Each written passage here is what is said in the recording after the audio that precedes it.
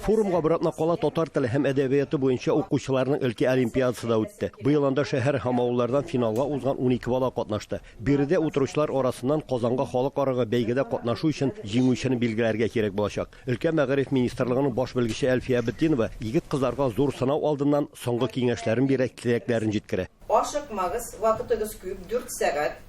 Нәрсәнедер белмәсәгез, кабат-кабат уйлап языгыз. Өлкәнең Николаевка районы зур Ширекле авылы мәктәп укучылары елның елында мондый бәйгеләрдә үзләренең төпле белемнәрен күрсәтәләр. Байтак кына приза урыннарны яулыйлар. Аларның бар башка эшләре дә бик күп.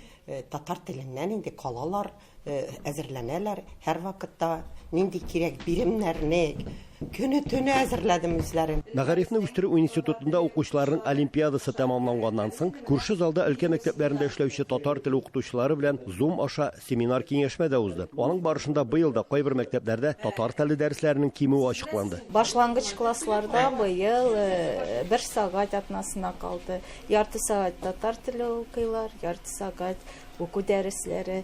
Класстан тыш эшләр дә минеке кимеде. 6-7 һәм 9 класста гына калды. Павловка районындагы татарлар күпләп яши торган Баклуши авылында да хәлләр сөенерлек түгел. Мәктәптәге укучыларның яртысыннан артыгы татар милләтеннән булса да, әби бабаларының телен балаларга бар тик дәрестән соңына өйрәтәләр. Татар теле предмет бездә юк, бездә родной русский гына. Атаналар шулай язамы заявление язганда родной русча дип. Аны бездә тик заявление язганда мәтәбез автобиография язганда ничек язырлар родной русский язык татарлар.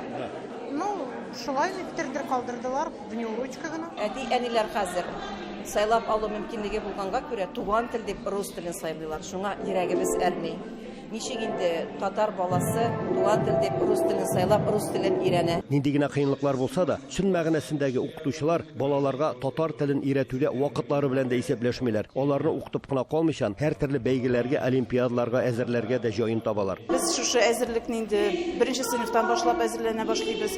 Һәм инде аларга ел саен менә шулай төрле олимпиада биремнәрен инде эшләп, менә шундый дәрәҗәләргә ирешәбез.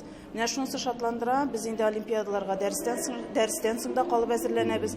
Дәрестә дә шулай инде олимпиада биремнәренә басым ясыйбыз. Мәктәпләрдә татар теле дәресләренең кыскаруын, балаларның татарча аралашмавын өлкәдә чыгучы Өмет газетасы редакциясе дә тоеп тора. Узак еллардан бирле балалар сәхифәсе бара.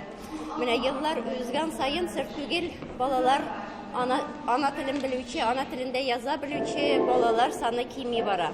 Шуңа күрә дә инде без төрле конкурслар, викториналар үткәрергә тырышабыз. Менә шулай җәлеп иткәндә инде алар кызыксыналар, диплом алалар. Бу көннәрдә Ульяновск татар автономиясе Димитровградның Тукай исемендәге мәктәп белән бергәләп укучылар арасында 2нче тапкыр Гакил Сагировка багышланган фәнни-гамәли конференциясенең йомгаклау турын әзерләү белән мәшгульләр. Менә бу ел инде безнең онлайн форматта үткәрелә. Беренче турга инде безнең шатландыра бүгенге көндә 100дән артык эш кабул иттек.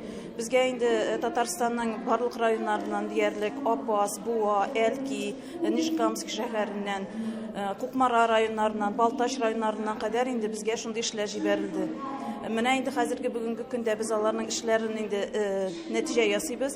Кемнәр инде безнең 2нче турга узалар, алар өчен инде безнең чакыру җибәрелеп, март аенда инде без шушы конференциягә нәтиҗә ясыйбыз. Әлбәттә инде проблемалар һәм югалтулар белән бергә табыш һәм уңышлар да юк түгел. Озак еллар татар мәгарифе системасында эшләүче Әлфия Бетдиновага Бөтен дөнья татар конгрессының татар халкы алдындагы зур хезмәтләре өчен медаль тапшырылды. Алсу Абуталипова губернаторның рәхмәт хатына лаек булды. Ульяновскдан Рамис Сафин, татарлар.